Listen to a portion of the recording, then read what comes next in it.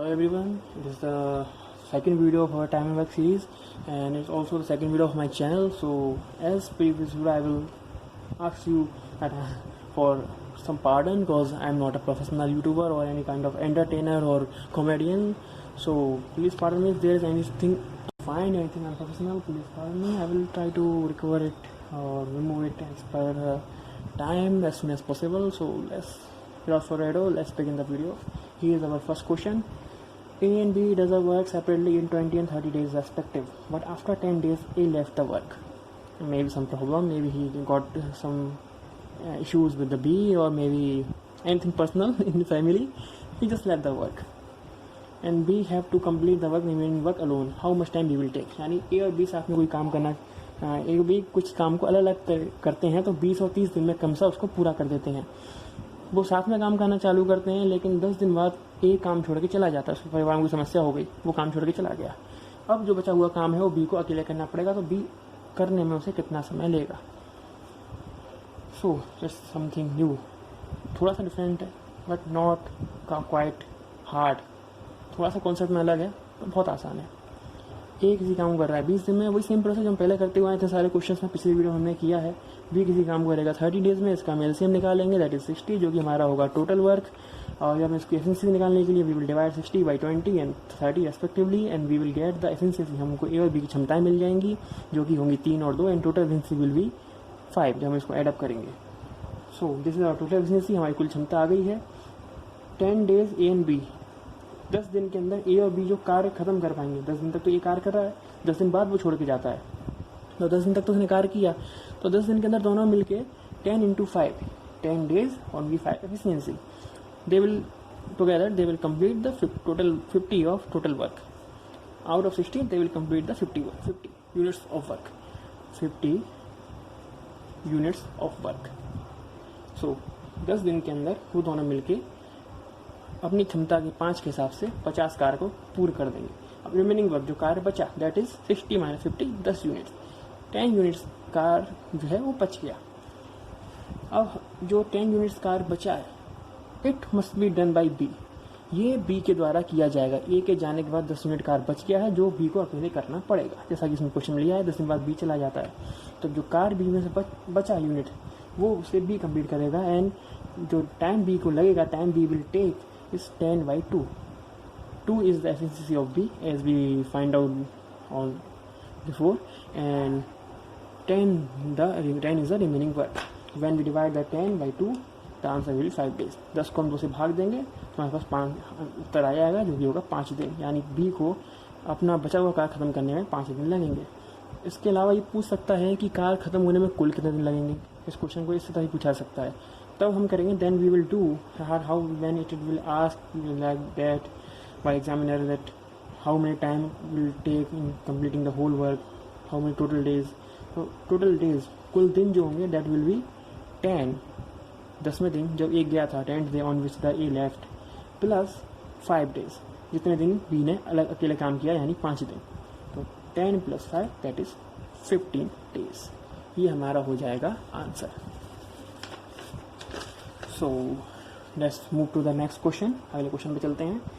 A and B can do any work in 10 and 12 days respectively. They started working together but 3 days before the completion of the work A left. How much time will be taken in completion of work? A और B कोई कार्य 10 और 12 दिन में अलग अलग कर सकते हैं. उन्होंने साथ में कार्य करना चालू किया लेकिन कार्य पूर्ण होने से 3 दिन पहले A ने कार्य छोड़ दिया. तो अब कार्य खत्म होने में कुल कितने दिन लगेंगे. यहाँ उसने कुल पूछा है, कुल कितने दिन लगेंगे. टोटल डेज पूछे गए हैं. ए कार्य को करता है 10 दिन में, बी करता है 12 डेज में. सबसे पहले हम एज ऑलवेज हम अपना टोटल वर्क निकालेंगे जो कि उनका एलसीएम होगा. मैं पहले भी वीडियो में बता चुका हूँ. एलसीएम होता है लीस्ट कॉमन फैक्टर, जो हम निकालेंगे 60 और जो हमारा आएगा 6 and 5.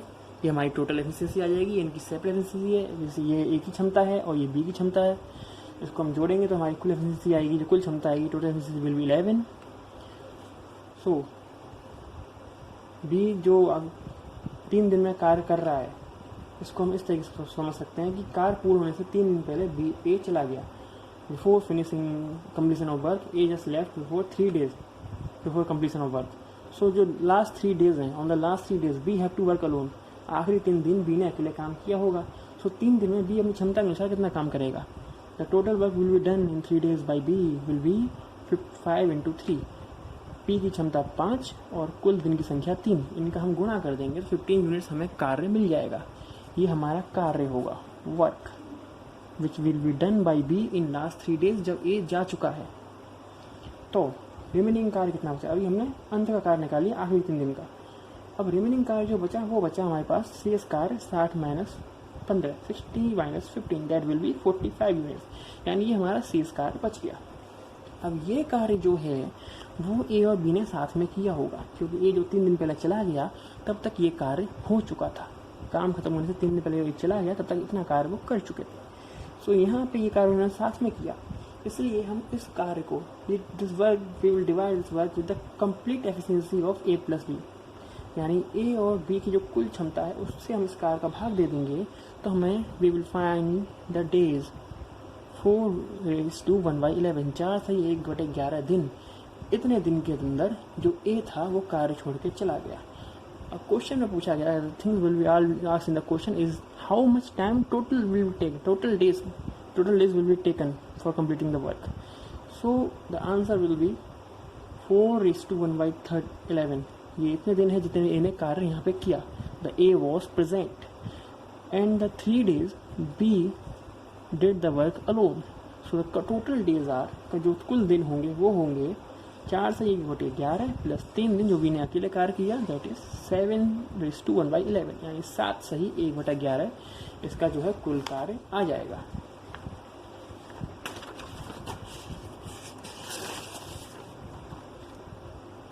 The same question can be done with a different method. ये जो सवाल है ये आपको दूसरे तरीके से भी सॉल्व किया जा सकता है।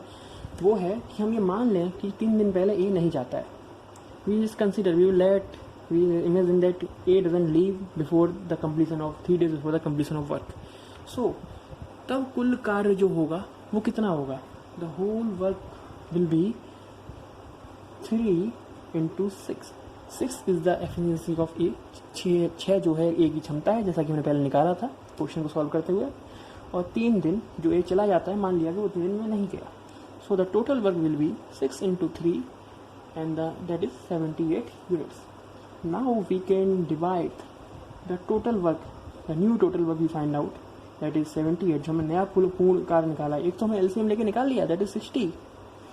The new total work is 78. अगर हम माने if we consider that A doesn't leave 3 days before, अगर A 3 दिन पहले दिन नहीं छोड़ के गया है तो कुल कार्य जो होगा वो करेंगे वो 78 होगा। इस कुल कार्य को अगर हम उनकी कुल क्षमता से भाग दे दें, if we divide it with the total efficiency of A and B, then we will get our answer in just 3 steps, or we can say 4 because we have to find LCM too. हमें LCM भी निकालना पड़ेगा, तो हम सोच कह सकते हैं कि 4 स्टेप में आप बड़ी आसानी से इसका आंसर निकाल सकते हैं। 11 divided by 70 divided by 11 and that is 7:1/11 days, जो कि हमारा पहले पिछले मेथड से भी आंसर आ रहा था। तो ये इस तरह से आप कह सकते हो कि इसका शॉर्ट ट्रिक है या एक शॉर्ट मेथड है जो कि बहुत अच्छा होता है, क्योंकि हमें एग्जाम में we will have to save even one second is very important in exam.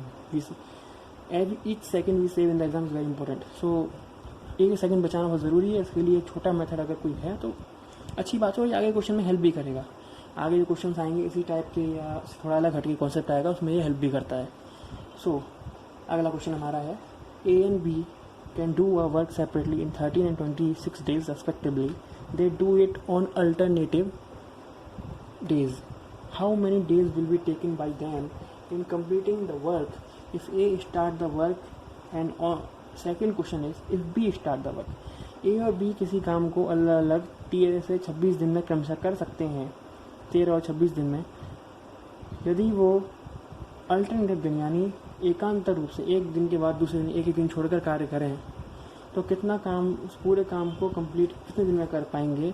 अगर ए कार्य करना शुरू करें यानी पहले दिन ए कार्य करे, या बी कार्य करना शुरू करें यानी पहले दिन बी कार्य करे। So as per the question के हिसाब से ए काम करता है 13 दिन में, बी करता है 26 दिन में। तो एज ऑलवेज हम हमेशा की तरह इसका एलसीएम निकालेंगे, यही हमारा टोटल वर्क होगा, this will be our total work. इससे हम उनकी क्षमता या एफिशिएंसी से निकाल लेंगे, that will be 2 and 1 respectively. और जब उनकी कुल क्षमता निकालेंगे total efficiency will be 3। That is very easy and similar like question, पहले क्वेश्चन की तरह बिल्कुल सेम है ये। अच्छा, पहले जैसा हमारा जो पहला क्वेश्चन है उसके हिसाब से अगर हम करें तो हम पहले कंडीशन ये मानते हैं कि पहले दिन ए काम कर रहा है, तो पहले दिन ए कितना काम कर देगा, 2 यूनिट काम ए ख़त्म कर देगा पहले दिन में। फिर दूसरे दिन बी आएगा, वो करेगा 1 यूनिट काम। क्यों? क्योंकि दोनों की क्षमता है, ए की क्षमता 2 है और बी की क्षमता 1 है, तो ए ने 2 यूनिट कार्य जो है ख़त्म कर दिया। अगले दिन यहाँ पर बी आता है जो करता है 1 यूनिट कार्य, B will do 1 unit work. So within 2 days, 2 दिन के अंदर they will complete the 3 units of work. मिल के 2 दिन के अंदर वो 3 यूनिट जो कार्य है उसे ख़त्म कर देंगे। If we multiply with 8 on both side, अगर हम दोनों तरफ 8 का गुणा कर दें तो 16 डेज के अंदर 24 यूनिट्स कार्य पूरा हो जाता है। ऐसा हमने क्यों किया? क्योंकि हमें 26 यूनिट्स के नज़दीक से नज़दीक पहुँचना। We have to reach as near as possible to the 26 units of work. जो हमारा कुल कार्य है उसके नज़दीक से नज़दीक पहुँचना है, तो हमने ऐसा किया और हमें पता लगा कि 16 दिन के अंदर 24 काम खत्म हो जाता है, यानी 24 units work has been done during the 16 days. अब आएगा 17वां दिन, 17th day, and the A will come to complete the work, and as we know A की एफिशिएंसी जो है, A की क्षमता जो है वो 2 है। 17 दिन जैसे वो आएगा 2 यूनिट काम कर देगा, and the complete work will be done, that is 26 units. So when the A start works first, the whole work will be done in 17 days. जब A कार्य करना चालू करता है तो पूरा कार्य 17 दिन में खत्म हो जाएगा, 17 डेज में। अब दूसरा क्वेश्चन या इसकी दूसरी कंडीशन पूछी गई है, इफ B स्टार्ट वर्क, तो कितना समय में कार्य खत्म होगा? तो पहले दिन तो जो 2 दिन के अंदर तो कार्य खत्म होगा तो 2 डेज ही होगा, चाहे ए या चाहे बी है, that will be same within 2 days 3 minutes work will be done. इसमें हम 8 का मल्टीप्लाई करेंगे, वी मल्टीप्लाई इट विद 8, सो 16 डेज के अंदर 24 units. Up to here the condition is same, but now यहाँ तक सब सेम है, समान है, लेकिन अब 17वें दिन बी काम करने आएगा। On the 17th day B will come to the complete the work and he will do as per his efficiency 1 unit of work. अभी क्षमता के हिसाब से वो 1 यूनिट कार्य कर जाएगा। फिर अगले दिन ए आएगा, but here is the twist, यहीं पे ट्विस्ट है, यहीं पे डिफरेंस आएगा, यहीं पे अंतर आएगा। जो ए की क्षमता है, जैसा कि हमने पहले निकाला, ए की क्षमता जो है वो है 2 यूनिट और कार्य ए करता है, ए की जो एफिशिएंसी है वो 2 है। अब जब वो 2 कार्य करता है उसे काम खत्म करना है सिर्फ 1, क्योंकि यहाँ तक 25 यूनिट्स ऑफ कार्य हमारा हो चुका है, 25 units of work has been done. Now A have to do only 1 unit of work, because in one day he works 2 units, तो 1 यूनिट काम करने में उसको लगेगा बस आधा दिन, he will take only half day. So the total days will be, जो हमारे कुल दिन होंगे वो हो जाएंगे 17.5, 17 सही 1/2, 17.5 दिन उसको लगेंगे वर्क को पूरा होने में। अगर बी दूसरी कंडीशन के हिसाब से, जो बी है वो बाद में वो पहले कार्य करने आता है। तो अब हम चलते हैं अगले क्वेश्चन पर। A B and C can do a work in 10, 12 and 15 days respectively. A B C किसी कार्य को क्रमिक रूप से 10, 12, 15 दिन में कंप्लीट कर पाते हैं। A start doing the work alone and every third day B and C join the A alternatively. ए अकेले कार्य करना चालू करता है, हर तीसरे दिन जो है ए एंड बी उसको ज्वाइन करते हैं। Every third day A and B and C join the A. तो ए जो कार्य कर रहा है वो 10 दिन के अंदर कर रहा है, ए जो कार्य करता है वो 10 दिन के अंदर करता है, बी जो करता है 12 दिन के अंदर करता है, and C does the work in 15 days as per the question से, जैसा क्वेश्चन कह रहा है। एज ऑलवेज हम इसका एलसीएम निकालेंगे, ये हमारा टोटल वर्क होगा, ये हमारी एफिशिएंसी आएंगी 6, 5, 4, ऐसे हम डिवाइड करेंगे। और इसके अलावा फिर हम जैसा क्वेश्चन कह रहा है उससे आगे चलेंगे, we will move forward as per the question. On the first day A will do the work and the 6 unit work will be done. On the second day also A will do the work alone and another 6 unit done work will be done। यानी पहला दूसरे दिन अगले ए कार्य करेगा तो दोनों दिन को मिला के 12 यूनिट्स ऑफ वर्क कंप्लीट हो जाएगा, यानी 12 units of work will be done within 2 days by A. On the third day when B and C will join the A, तीसरे दिन जब बी और सी ए को ज्वाइन करेंगे तो यहाँ पे काम हो जाएगा, the total efficiency will be 15। So on the third day when B and C will join the A, जब तीसरे दिन ए बी सी ज्वाइन करेंगे तो उसकी कुल जो क्षमता है, जो टोटल एफिशिएंसी है दैट विल बी 15 हो जाएगी। तो एक दिन के अंदर वो तीनों मिलकर 15 यूनिट काम को ख़त्म कर देंगे। So when we merge the whole 3 days the 27 units work will be done, यानी 3 दिन के अंदर 27 यूनिट कार्य हो चुका होगा। अगर हम इसको 2 से मल्टीप्लाई करते हैं, when we multiply it with 2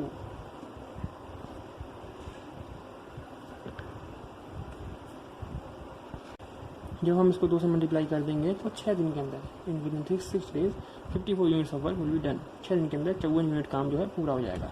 अब सिर्फ बचा इसके अंदर 6 units of work. As we know the efficiency of जो क्षमता है ये कि वो 6 है, तो 7वें दिन ये आएगा काम करने और बचा हुआ 6 यूनिट वर्क है पूरा कर देगा। So on the 7th day the whole work 60 unit work will be completed and the total time will be taken is 7 days। जो कुल समय है वो 7 दिन हो जाएगा। 7वें दिन तक काम खत्म हो जाएगा। 8वें दिन एक आने की जरूरत पड़ेगी ही नहीं, क्योंकि 8वें दिन तक 7वें दिन काम खत्म हो चुका होगा। So here is our next question. A and B can do a work in 12 days and B and C can do a work in 16 days. If A works for 5 days and B works for 7 days, then A and C does rest of work for 13 days. How much time A will take in doing that work alone? It's a very kind of very different question. A और B किसी कार्य को 12 दिन में करते हैं, B और C इस कार्य को 16 दिन में करते हैं। तो यहाँ से पहले हम उनका एलसीएम निकालेंगे। तो हम एलसीएम निकालेंगे तो वो आएगा 48। ये हमारा टोटल वर्क होगा। इसमें हम डिवाइड करेंगे तो हमारी एफिशिएंसी आएंगी, दैट विल बी 4 and 3। और जो हमारी कुल क्षमता होगी, टोटल एफिशिएंसी होगी, वो 7 हो जाएगी। यहाँ तक का प्रोसेस हर क्वेश्चन में लगभग सेम होता है। अब as per the question says, ए जो है वो अकेला जब काम करता है, when A does the work alone he does in 5 days। When B does it alone, जब बी उसे अकेले कार्य करता है तो वो 7 दिन में करता है। When C does it alone तो उसको 13 दिन में कंप्लीट करता है। सो यहाँ पे 5 और 5, क्योंकि शुरुआत में in starting A and B ने मिल के कार्य किया, A and B does it together. So we will divide the 7 in 5 and 2।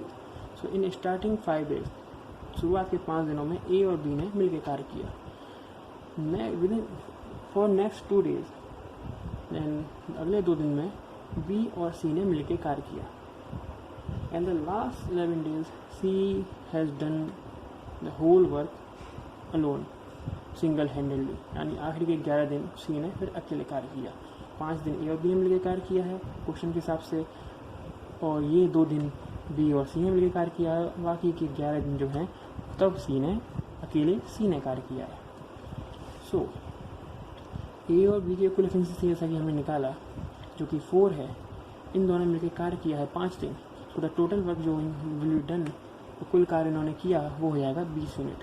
5 दिन के अंदर 20 यूनिट कार्य ने खत्म कर दिया। अब अगले 2 दिन बी और सी ने मिलकर कार्य किया। सो बी और सी की टोटल एफिशिएंसी जैसा हमने निकाला 3 है। When we divide multiply it with 2, यानी 3 क्षमता जो बी और सी की कुल क्षमता है उसको हम 2 से गुणा करेंगे। The total work will be done in 6 units, यानी 6 यूनिट कार्य बी और सी ने मिलकर अगले 2 दिन में खत्म कर दिया।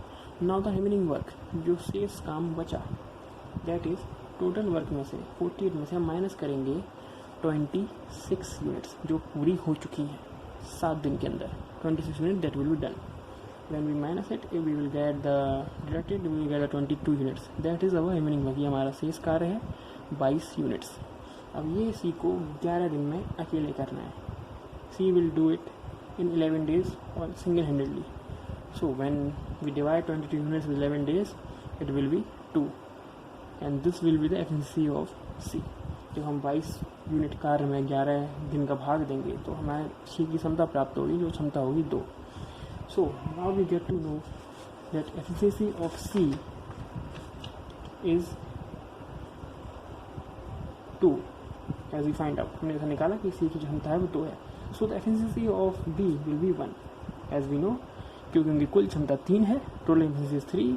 सो एफिशिएंसी ऑफ बी, जो बी की क्षमता होगी वो 3 - 2 that will be 1। So as we find out the efficiency of B is 1, B की क्षमता 1 है, तो जो ए की क्षमता हो जाएगी सिमिलरली 3 हो जाएगी, क्योंकि टोटल क्षमता उनकी जो है वो 4 है। Total efficiency is 4, so the efficiency of A will be 3। Here we find out the respective efficiency, and now we can find out anything, how many time A will do the work, or how many time B will do the work, or how many times C do the work, or in how many time we will do the work together, how many time A plus B do the work. We can find anything. Question जो भी पूछे कितने समय में ए कार्य करेगा, कितने समय बी कार्य करेगा, कितने समय में सी अगला कार्य कर पाएगा, या तीनों मिलकर कितने समय कार्य कर पाएंगे। अब हम हर चीज़ निकाल सकते हैं क्योंकि we have efficiency of each person. So as per the asking question how many time the A will take, question में पूछा गया है कि ये अगर अकेले कार्य करता इसी को तो कितना समय लेता। इतना सारा निकालने के बाद समय ये निकालना था कि ये इस कार्य को कितने समय में कर पाता। सो हमने ऐसा ये निकाल लिया है कि ए की एफिशिएंसी 3 है, ए की क्षमता जो है वो 3 है। So the total time will be taken is 48, जो हमारा टोटल वर्क है we will divide it with efficiency of A that is 3। कुल कार्य को हम ए की क्षमता से भाग देंगे तो ये हमारा आंसर होगा 16 days। That will be our answer, final answer. Now we will go to upon the next part of time and work. These questions are quite different, so कुछ अलग क्वेश्चन है, so it will be done with different concept and different way. 4 men does the work in 4 days, how many times 8 men will do take? Yes, simple concept building question है ये। so 4 व्यक्ति किसी काम को 4 दिन में करते तो 8 दिन में करेंगे, सिंपल बात है, 2 दिन में करेंगे। 5 men can do work in 10 days, how many men can finish it in 6 days? 5 आदमी किसी काम को 10 दिन में करते हैं तो उसको 6 दिन में ख़त्म करने के लिए हमें कितने आदमी चाहिए होंगे? माफ़ कीजिएगा, 15 आदमी। यहाँ मैंने मिसप्रिंट हो गया, गलती हो गई। 15 man does a work in 10 days, 15 आदमी किसी काम को 10 दिन में करते हैं। So we will multiply the 15 man with 10 days। 15 को अगर हम 10 से गुणा कर देंगे तो हमें यहाँ पे हमारा टोटल वर्क जो है मिल जाएगा, दैट विल बी 150 यूनिट्स। ये हमारा कुल कार्य हो जाएगा। नंबर ऑफ मैन जो पूछे हैं, the number of man required 150, total work will B divide by 6 days। जो कुल कार्य है उसको जो हमें 6 दिन में ख़त्म करना है प्रश्न के हिसाब से, उसमें हम भाग दे देंगे तो we will get 25 man. So question ने पूछा है how many man have to add to finish the work in 6 days, यानी 6 दिन में कार्य करेंगे कितने लोग और जोड़ने पड़ेंगे। तो the answer will B 10 more man needed, यानी 10 और लोग जोड़ने पड़ेंगे उसी कार्य को 6 दिन में ख़त्म करने के लिए। So this will be our answer. Next question, 4 men can do any work in 3 days. If 12 days are there, how many men should be removed? यानी क्या सिंपल क्वेश्चन है, 4 लोग किसी काम को 3 दिन में करते हो, हमारे पास अगर 12 दिन हैं तो हम कितने लोगों को हटा सकते हैं। टोटल वर्क हम पहले की तरह निकालेंगे, man will be divide by with days, यानी हम लोगों का हम दिन में गुणा करेंगे तो हमारा कुल कार्य आ जाएगा, that is will be our total work 12 units. जो समय दिया हुआ है, the time is given is 12 days। सो हम मैन रिक्वायर्ड निकालने के लिए हम 12 यूनिट्स वर्क को 12 मिनट से डिवाइड कर देंगे and the answer will be 1 man. So 12 दिन के अंदर 12 यूनिट काम करने के लिए सिर्फ एक आदमी की आवश्यकता है, इसलिए हम 3 आदमी को हटा सकते हैं। 3 mans can be removed, this will be the our answer.